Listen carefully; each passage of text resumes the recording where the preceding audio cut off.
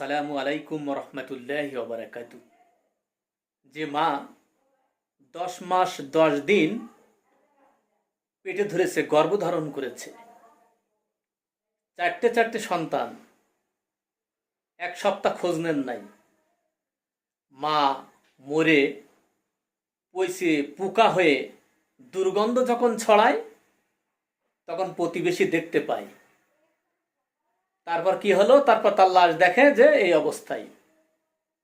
ছেলে একজন বুয়েটে চাকরি করে, একজন সচিব, একজন বিদেশ থাকে, মেয়েটা শিক্ষকতা করেন।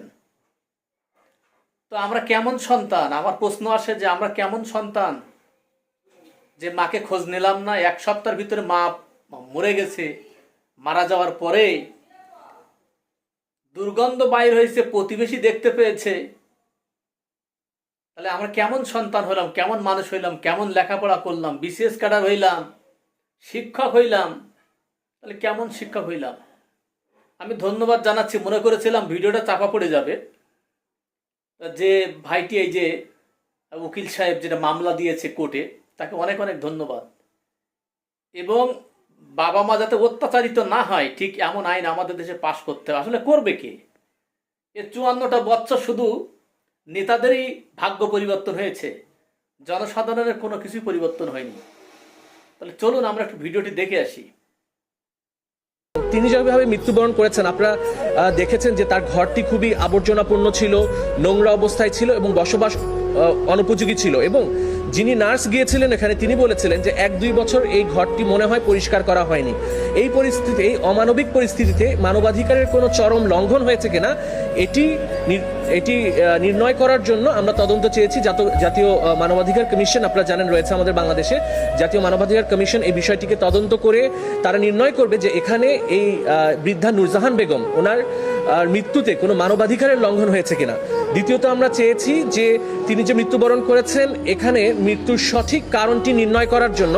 কারণ 7 দিন ধরে একটি লাশ একটি মহানগরের একটি গুরুত্বপূর্ণ স্থানে এভাবে পড়ে আছে, কিন্তু কেউ তার খোঁজ খবর নিল না, একাকিত্ব অবস্থায় তিনি লাশ হয়ে পড়ে রইলেন।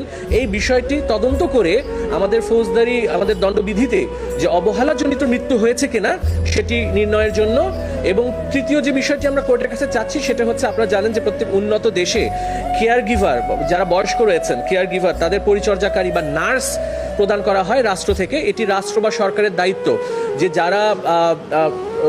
যারা বয়স্ক এবং ইনফার্ম পার্সন রয়েছে, মানে নিজেদের শারীরিক অবস্থা তারা নিজেরা দেখাশোনা করতে পারে না, তাদেরকে পরিচর্যাকারী বা নার্স প্রদানের জন্য আমাদের যে সমাজ কল্যাণ অধিদপ্তর আছেন, তারা কেন এই আমাদের দেশে যারা 65 বছরের ঊর্ধ্বে রয়েছেন, বয়স্ক এবং যারা নিজেদের দেখাশোনা করতে পারেন না, তাদেরকে কেন পরিচর্যাকারী বা নার্স প্রদান করা হবে না, এই মর্মে আমরা নির্দেশনা চেয়েছি।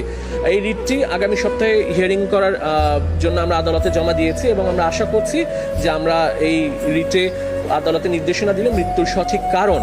ভিডিওটি দেখার জন্য আপনাদের সবাইকে ধন্যবাদ। প্লিজ বেশি বেশি করে শেয়ার করেন এবং বাবা মাকে অবশ্যই খোঁজ নেবেন, তারা খেয়েছে কিনা, কোথায় আছে কিনা। হাজার ব্যস্ততার মাঝেও বৃদ্ধ বাবা মা কোথায় আছে একটু ফোন করেও জিজ্ঞাসা করবেন।